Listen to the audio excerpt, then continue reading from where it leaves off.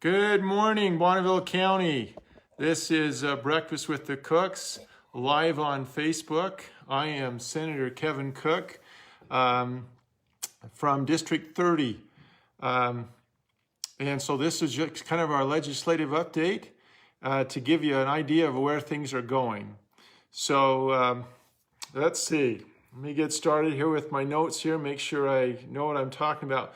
So we come here every Saturday, or we try to every Saturday at 10 a.m. And so if you're free and available, join me on Facebook Live and kind of give you an update of where things are going, what's happening in the legislative back in Boise. So first, a little announcement. So Tuesday night at 5:30, we're going to do kind of a town hall meeting. And I'm going to do that with Representative Wendy Horman and Representative Gary Marshall. And so you get all three of us representing District 30. So Bonneville County, Idaho Falls, and Ammon. And so join us at 5:30. If you've got questions, we'll take your questions and we'll do our best to answer them live. But join us. This is the end of the fourth week of the Idaho legislature. It's in the books. It's done. And so what happened this week? I guess one of the big things is the governor has moved back the state back into phase 3. It's a little bit different than what he had originally defined phase 3 as, though. So originally you had the phases and he defined exactly what those were. And that's kind of changed.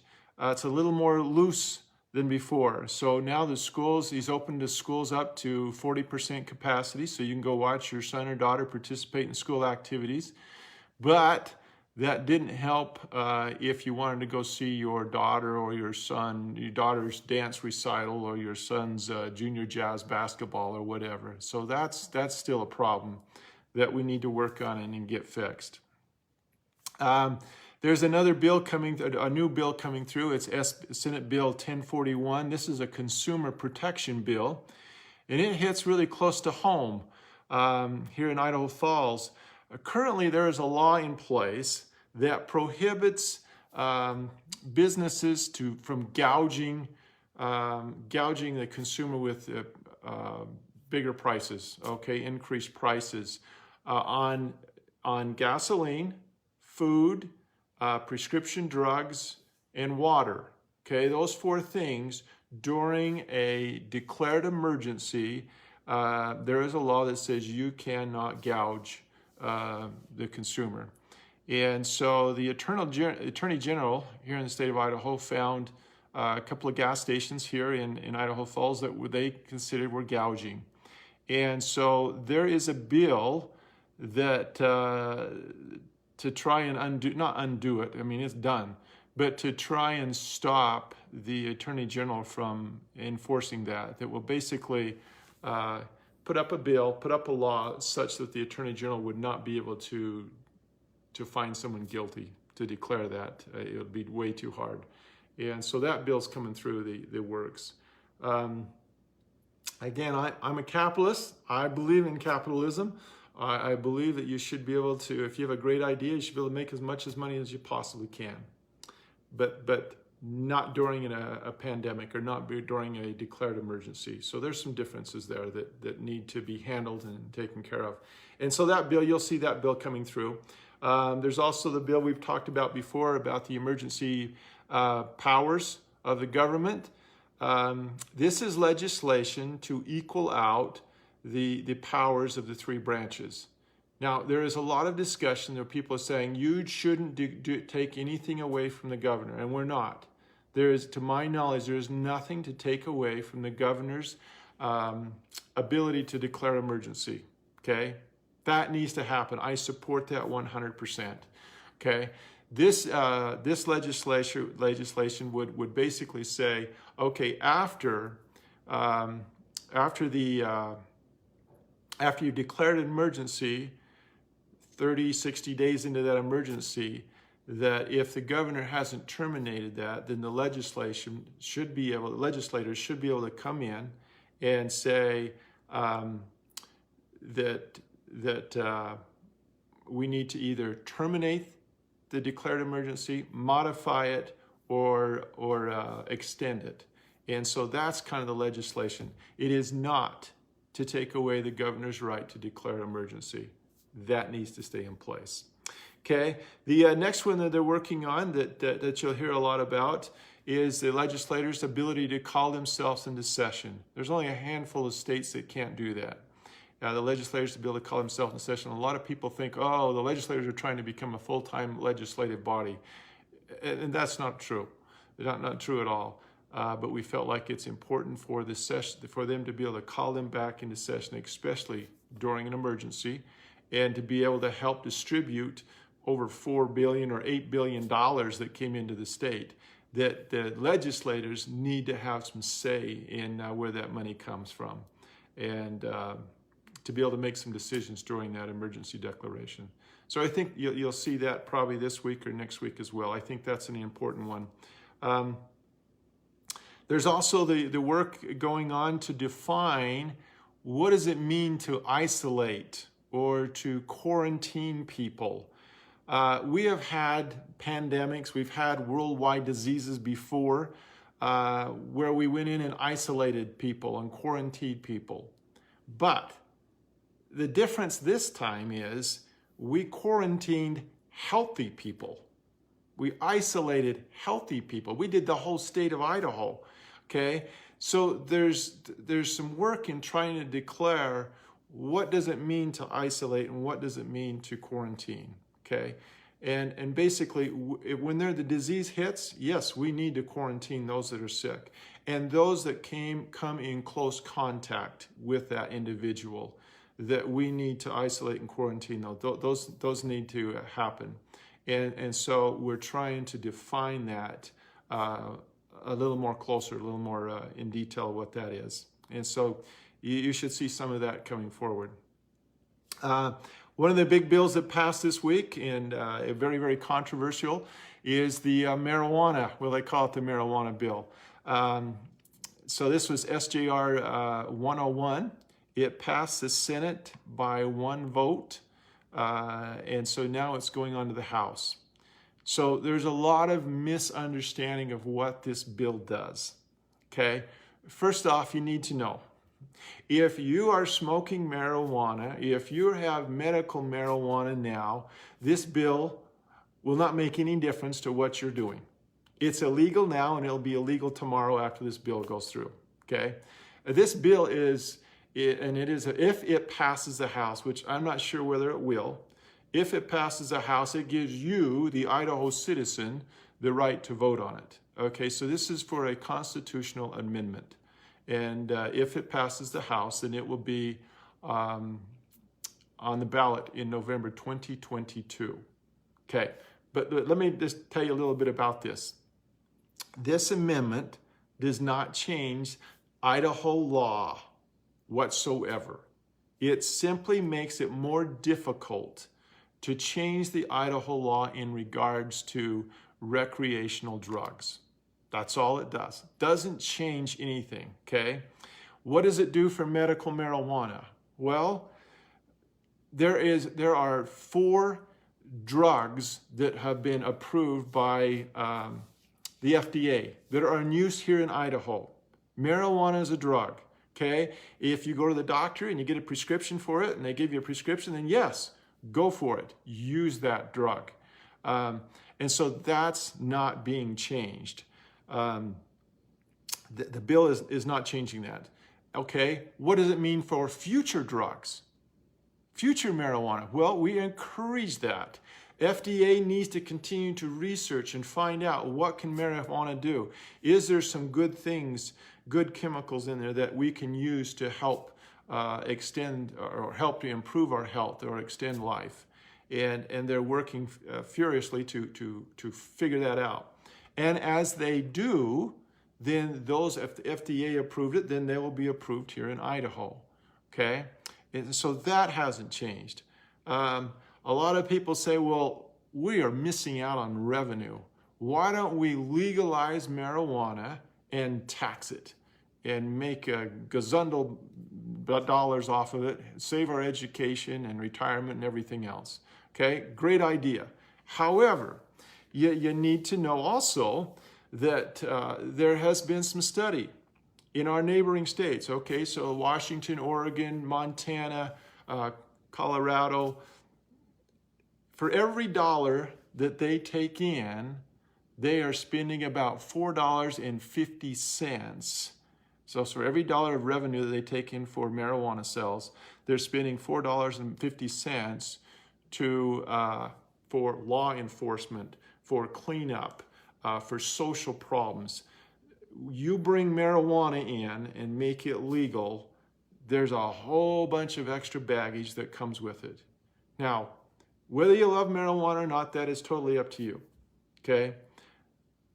But it brings something into the state that I don't believe we want, that I don't want for my kids, and I believe the majority of the constituents that I represent do not want that, okay? Let me just tell you a few things that marijuana does, okay? For those states that where it has made it easier for marijuana and made it legal, they've had increased deaths from suicides, overdose, highway and industrial accidents, increased need to remove children from homes of incapable or incapacitated parents, increased number of infants born with addictions or other drug-related health issues, increased homelessness, increased deforestation and pollution of streams and rivers and lakes. That was interesting to me. I thought, well, what does that have to do with it? Well, when they legalize it, they're going out in the national forest and they're planting marijuana. Okay, all these huge marijuana farms are coming up. Well, they use such chemicals in order to get this marijuana to have the most THC, I think is what it's called. They're using all these kind of chemicals. Well, these chemicals are leaching out the soil, and the chemicals are going into our stream beds, okay? It is not good. So if you are a true environmentalist, you do not want marijuana going crazy out in our forests, okay? So that's a proven fact, whether you believe it or not. Okay, increased in school dropouts and behavior problems, increased organized crime activity, increased spouse and child abuse, increased crime, increased health problems, including emergency room entries, increased unemployment and unemployable, okay? A lot of people that they test for drugs all the time, okay? I work at INL, they random test. For the big truck drivers, you don't want these great big old semis going down the road with someone stoned on marijuana, and so they're testing it. Well, that marijuana stays in their system, I think, 2 to 3 weeks. I could be wrong. I know it's at least 2 weeks, okay? Well, if someone's doing that, they can't drive the truck, and so now I can't find a truck driver. We have to fire that individual. And so marijuana just is all kinds of problems to it. It's increased mental, emotional problems, especially when used by young people. It's increased drugs in our schools. And so this bill is to try to, again, it's trying to get ahead of the ball. Okay, they first define that, well, we just want medical marijuana, and they get that approved. And then they want, okay, now let's just make it for recreational marijuana. And then we open it up to cocaine and everything else. Okay, so this is to get ahead of the ball. This bill says we are going to freeze the law as it stands today, or as I think it's July 30th, 2021. This bill goes through, it will freeze the law as it is today, okay? So again, if you are going and buying marijuana across the border and bringing it home and smoking it, this law hasn't changed that. It's still illegal, okay? If you're using it for medical, it's still illegal. This hasn't changed that. You just need to know that, okay? Okay, well, that's basically what's going on. Let's see, we have a question here. It says, this tells us and our children we don't trust you or the FDA or the future citizens to make good choices. Well, here's a thought. As a Republican, I believe the proper role of government is to ensure the people to make their own choices. I believe that 100%, okay? So I also believe that that freedom of choice comes from at the start of conception till the grave, that we need to protect that choice. Now, I have worked for years with young people that had dreams, that had wanted to go out and, hit the business world and make some money. And what I've seen is marijuana steals that choice. It steals their dreams. And so, yes, I do believe that the human race can make right decisions, but I believe there are stuff out there that will steal that from people, that will deny them from ever getting their dreams. And so I don't believe marijuana is the right choice. But again, this law does not change anything. If you are smoking marijuana illegal right now in Idaho, if this goes on the ballot, if this goes on the Constitution, you'll still be smoking it illegally.